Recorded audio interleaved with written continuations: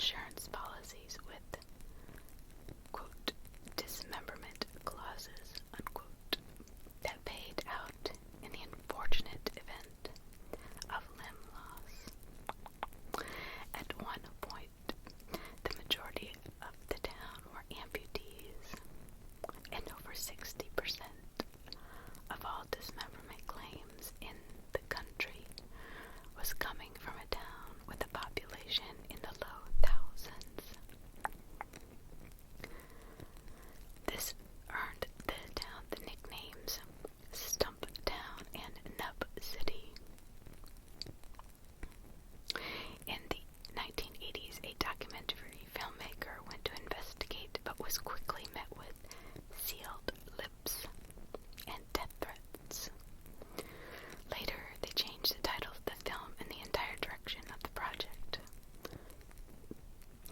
There is reported to be a fair amount of footage and interviews that didn't make the cut. Insinuation of mafia ties, unpaid debts, and other theories and interviews by other journalists have been seemingly scrubbed from the internet as well.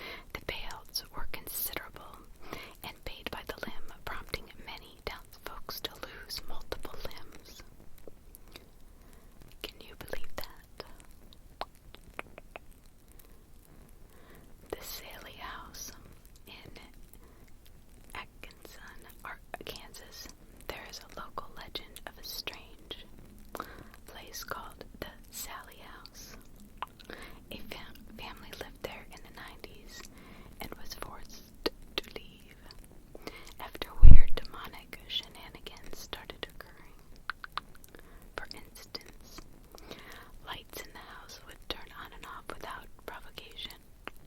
According to the family, their children's toys would move around without anyone touching them. That is scary. Out. In South Germany, there is a demon. They call it an Alp or a Nachtstaub. In short, this demon will wait until you fall asleep, climb up on your chest, and try to suffocate you. Because this legend is so old and widespread, the German word for nightmare is derived from the name of this demon. For a German, a nightmare is an Albtrauma. LLORONA was a mother of three, one girl and two boys. Her husband died in the Mexican Revolution, leaving her to raise her kids alone. They lived by the Rio Grande. One night, the oldest girl wanted to scare her brother, so she crawled into the attic above her brother's bed and whispered, quote, "Come to the river," unquote. However, the mother heard this and thought it was her husband. For this reason, the mother ran to the river, but halfway she heard her son crying for help. She went back to comfort him and said, "Don't worry." The girl had already gotten out of the attic and crawled into bed. Unfortunately, she did not hear what her mother had told her brother, so she did it again. And then on the next night, a storm was rolling in, causing the river's currents to rise and become dangerous. On this night, the sister cried out to her brother again, quote, "Come to the river," unquote. Believing it was his father, he went to the rising river in the storm, but could not see in the darkness. So he fell in and drowned. The next day, the mother was devastated and was angered that her husband took her son. The daughter, understanding what she told her mother to ease her pain. Her mother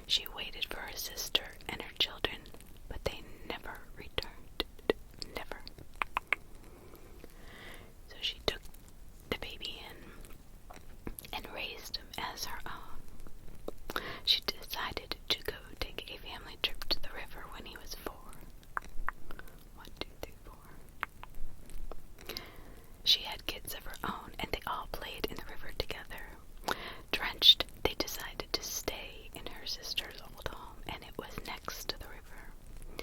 They slept there. In the middle of the night, the child started to cry. The woman got up to check on him, but she came to a chilling sight of her soaked, rotting sister cradling the baby.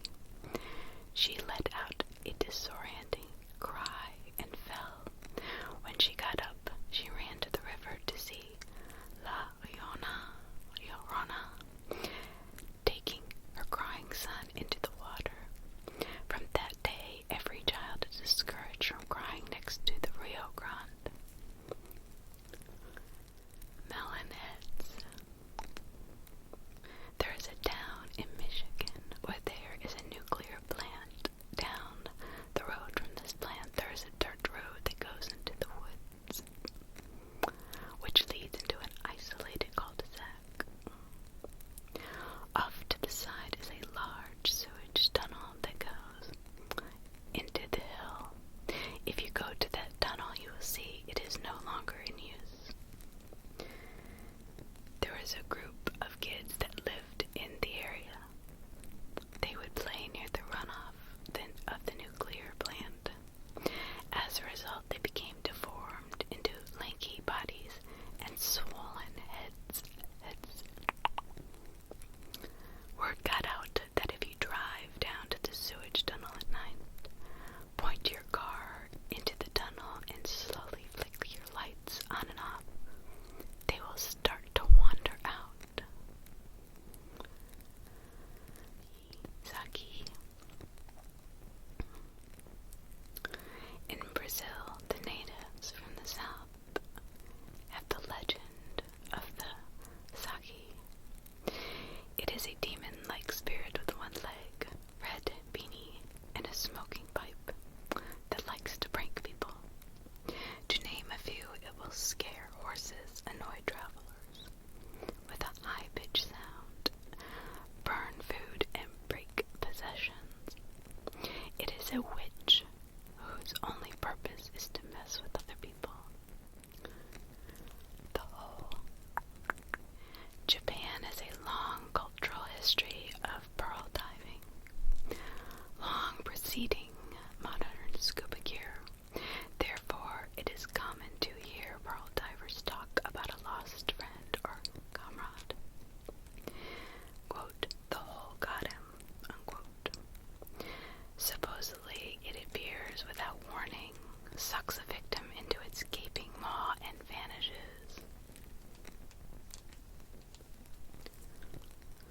According to rumor, divers describe it as a creature. They do not speak as if it is a living thing. Moreover, the description of the supposed survivors mentions a giant circular chasm opening beneath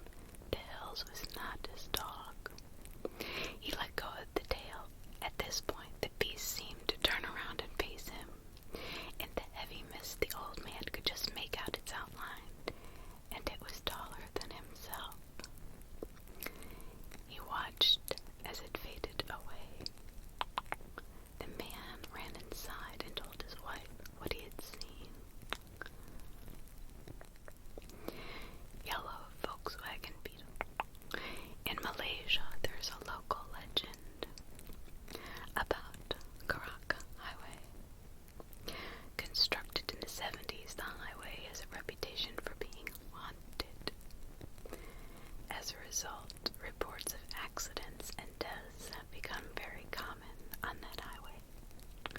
One popular story is about a, quote, yellow Volkswagen Beetle, unquote, that stalks lonely drivers at night, and no matter how much you try to shake it off or overtake it, it will always appear in front or behind your car. Sometimes it will try to force you into an accident by driving aggressively. The ROUGAROU. It is difficult to even describe, and most people who have seen one don't want to talk about it. But when you see one, you only have to draw a small amount of blood. According to rumors, you have to wait 1 year and 1 day before telling anyone you saw it. The Black Dog of Suffolk. 200 years ago in Suffolk, England, the villagers attended church on a Sunday morning. As the sermon began, rain began to fall. Soon through the windows, the villagers saw lightning flashes. As the storm got worse, the church walls started shaking. The congregation was nervous, when all of a sudden, someone at the back of the church cried out, and they all turned to look. A very large black dog was standing by the entrance to the church. Oddly, the doors were closed, and no one knew how it got in. Suddenly, the dog began to pat quickly down the aisle towards the front of the church. As it did so, it approached 3 different villagers and seemed to touch them. The church records mention that those who were touched by that black dog dropped dead. One man, however, survived, but he was left deformed.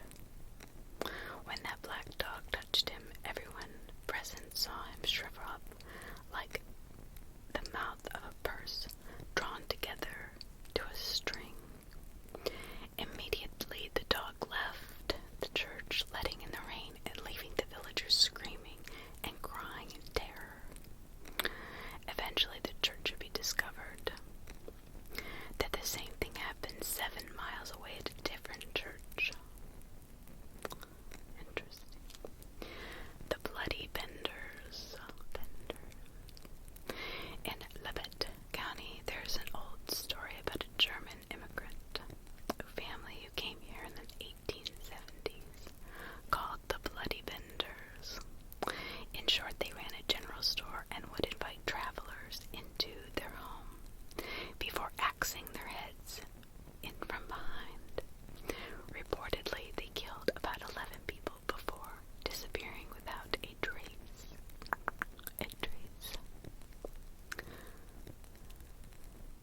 Hospital VIRGEN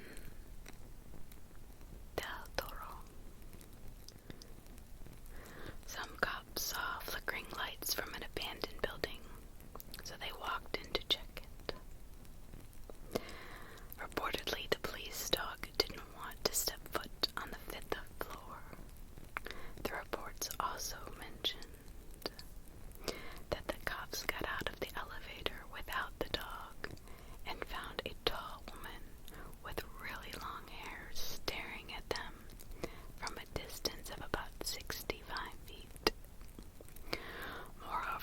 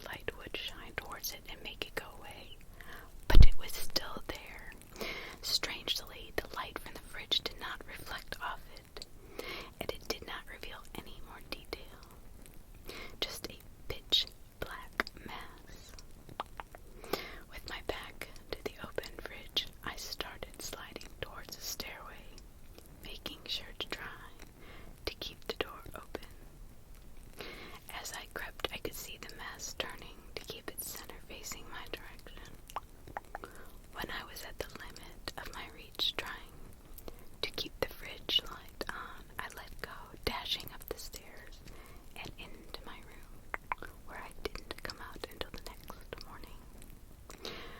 During breakfast, I told my family what I saw the previous night.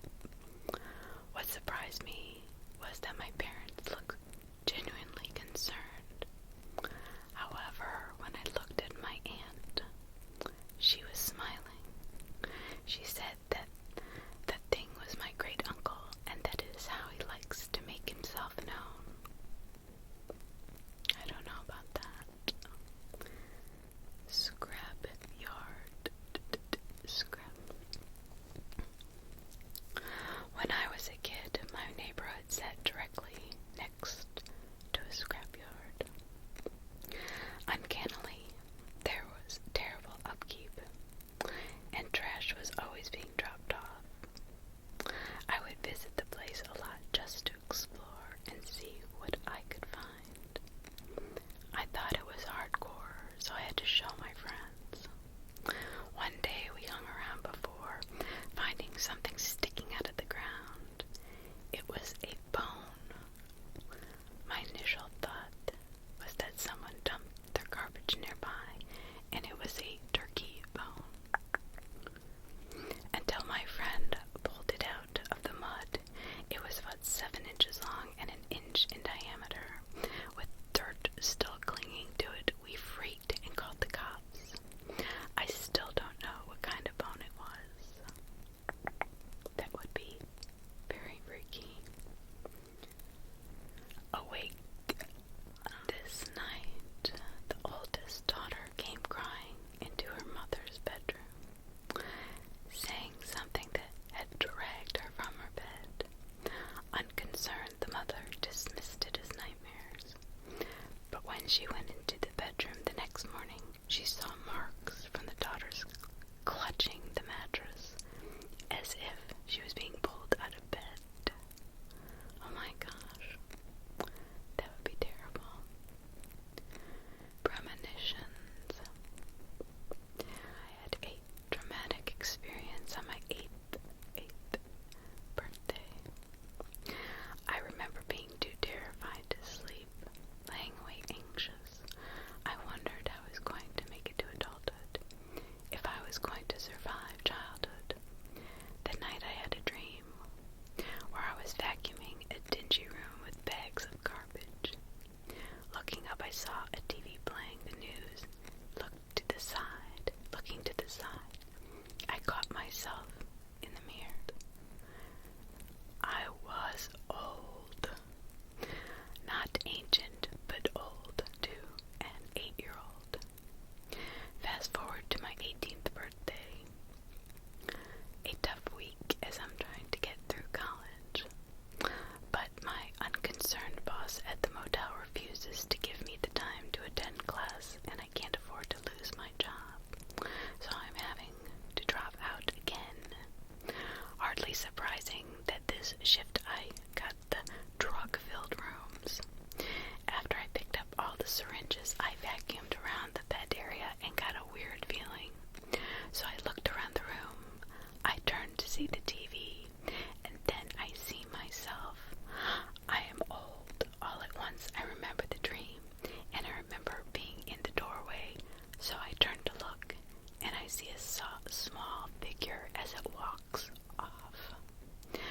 I follow them outside and can't find anyone, so I head back. But the door locked on me with the vacuum, keycard, and everything inside. As expected, my boss chews me out for locking myself out and gives me her key. But when I go back, I see the occupants are back and won't let me inside to grab the vacuum. Unsurprisingly, my boss is livid again, but she can't do anything, so she tells me not to come back the next day. Half a week later, I go to pick up my final check, and my coworker tells me about how a SWAT officer arrived at 6 in the morning and dragged the same people out because they found a car 2 provinces over with half a body in the trunk belonging to them. Oh my gosh. Wow.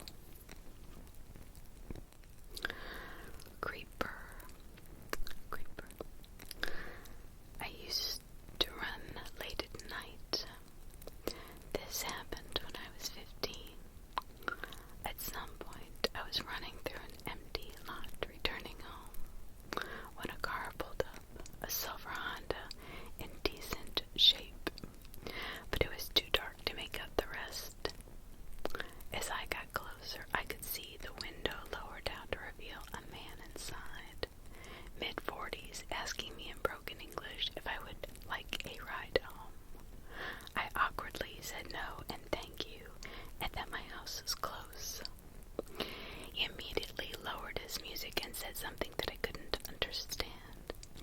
In the same strain, I see him move his arm to put his car in park. After hearing the sound of his car door open, I booked it. Occasionally, I look behind me, but never saw him ever again.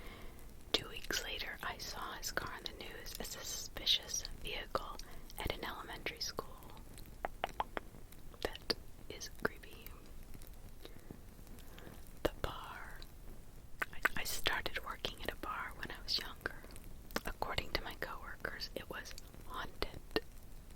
My boss said he once heard children talking down in the basement. But it was after hours and the bar was empty and silent. The voices were clear as day, but when he went to investigate, he heard someone say, "Shh, shh, shh," and then silence. He flipped on the light and saw little footprints on the dusty floor, but no children in sight. No children in sight. On with our scary stories. This happened about 6 years ago in the early hours of my 20th birthday. At the time, I was working as a carpet cleaner. It's also important to note that I am a 6-foot male and weigh 210 pounds. I'm an extremely cautious person by nature, and there has been a lot of gang activity in the specific area I have worked in. It was about 6 p.m. when I got a call from one of the chief carpet cleaning technicians. He stated that he would not be able to do the late job he was scheduled to do at 11 p.m. because his pregnant wife may have gone into labor and he had to go to the hospital. When I was broke, I told him I would take care of him. They made it back to our store at around 2:15 in the morning. I got the truck ready for the other guys who would be taking it out in a couple of hours and went home around 2:45 in the morning. At that point, I had worked almost 20 hours and driven home for 45 minutes. I live in the middle of nowhere. To be exhausted and barely able to keep my eyes open, I decided to stop at a gas station and get an energy drink. As I pulled up, I noticed a black Buick in the far corner of the gas station parking lot. I haven't thought about it much. Maybe it was just the companion's car. I went in, got my drink, and left. I felt something was wrong and started looking behind me to see if anyone was following me. In the distance, I saw 2 headlights coming quickly towards me. Decide that I need to confirm my suspicions before taking drastic actions. I kept driving, keeping an eye on the headlights in my rearview mirror. I was about 2 miles from home, and I was still being chased by the headlights. At that moment, after about 10 minutes of maneuvering on back roads, I decided to take a detour. I knew things got serious when the headlights followed me in all directions. My little 4-cylinder Saturn was too slow to get away. Now I fear for my life. I knew I had to take control of the situation. I didn't just lead my persecutors to my house, where my sister and 2-month-old son lived at the time. At the next stop sign, I parked my car, placed my 12-inch military knife on my left jacket sleeve, and picked up the pistol I kept in my car for protection. I prayed that I wouldn't have to use it. Then I got out of my car. The car that had followed me stopped, screeching, and 4 men got out of the vehicle. That's when I realized it was the same black Buick from the gas station. When the men got out, the moonlight showed that one of them was wearing a large chain, and the others were armed with baseball bats, tire irons, and the one, who I assume was their leader, had an axe. I see this and keep my gun away from any light that may have flashed from the side. I asked, "Is there a problem?" One of the men answered,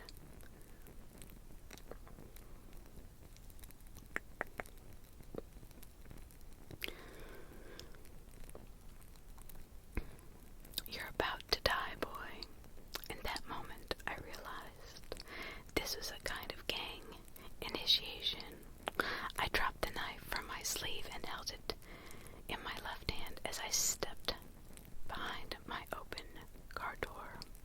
I'm at least trying to limit the directions from which they could attack me. I see the knife trying to put something between me and her. They laughed. One of them said to another that he thought he could hit us with his small knife. As they approached my car, I pull out the gun and fired a warning shot at the leader's feet. The hardcore badasses quickly turned into frightened little rabbits and now sent back into their car. I yelled after him, "You idiots picked the wrong guy to mess with. Get out of here now before I put a bullet in your ass." They all fumbled back in the car and held their asses. As they raced off, I was able to get a license plate and called the police.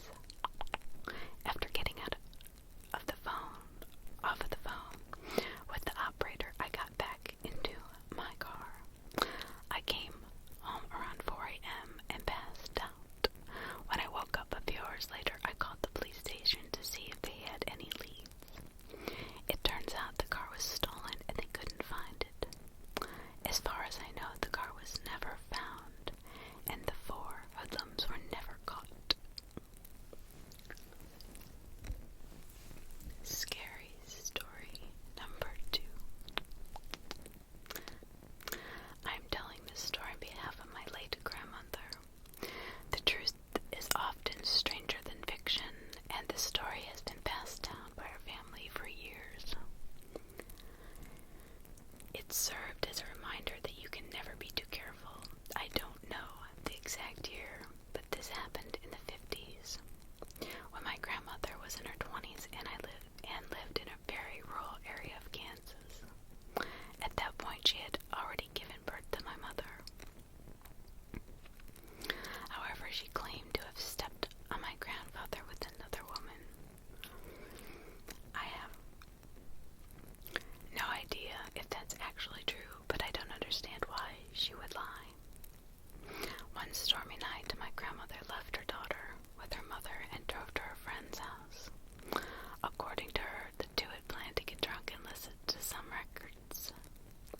She arrived in the pouring rain in the dark farmhouse and knocked on the front door but got no answer. Back then, when plans changed, you usually didn't find out until it was too late. You couldn't text or call whenever you wanted. When my grandmother found out something had happened, she decided to spend the night in the empty house. In any case, she didn't have to drive back in the pouring rain.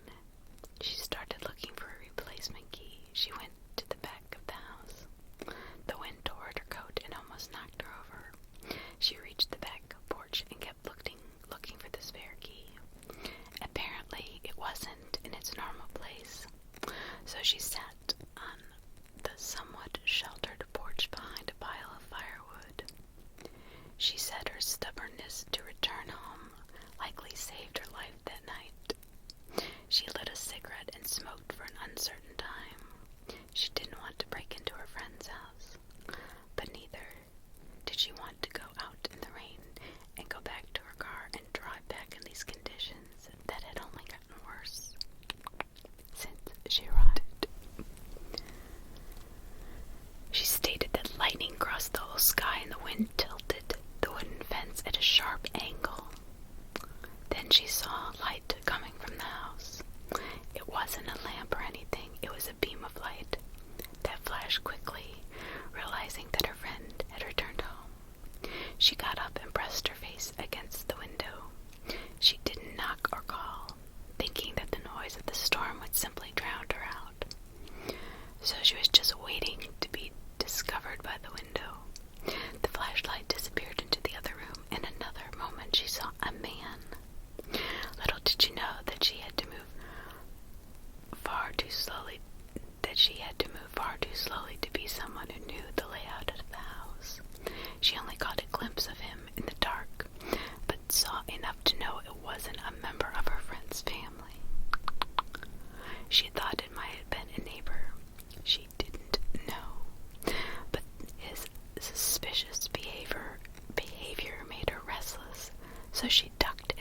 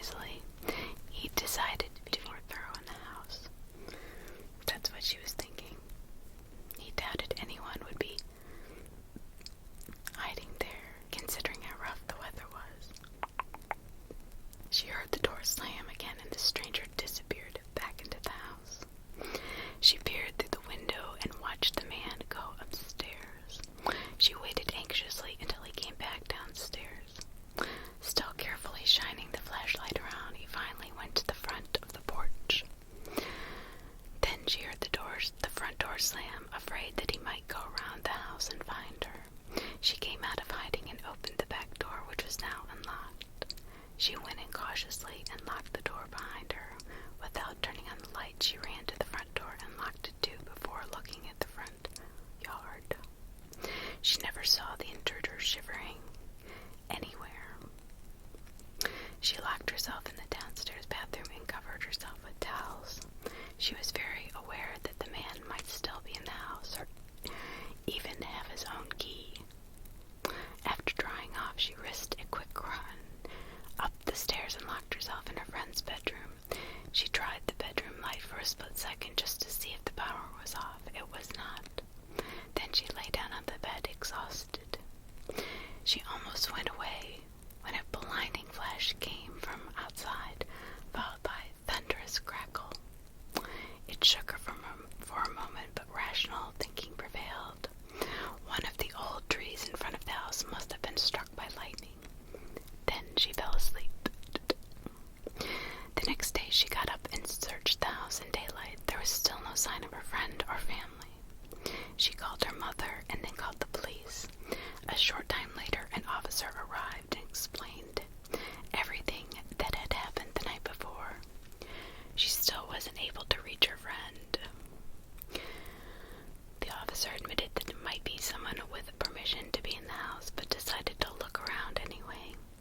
After he had called my grandmother. After a while, he called my grandmother.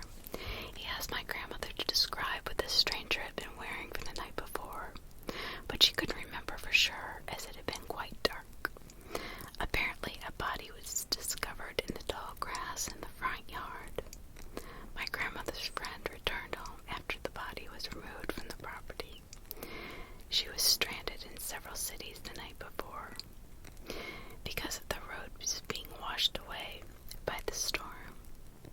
The body was a man who had been an older family friend, but someone who definitely wasn't allowed to be alone in their house as predicted. What had killed him was a lightning bolt that struck him in the front yard. The man was holding a 6-inch hunting knife.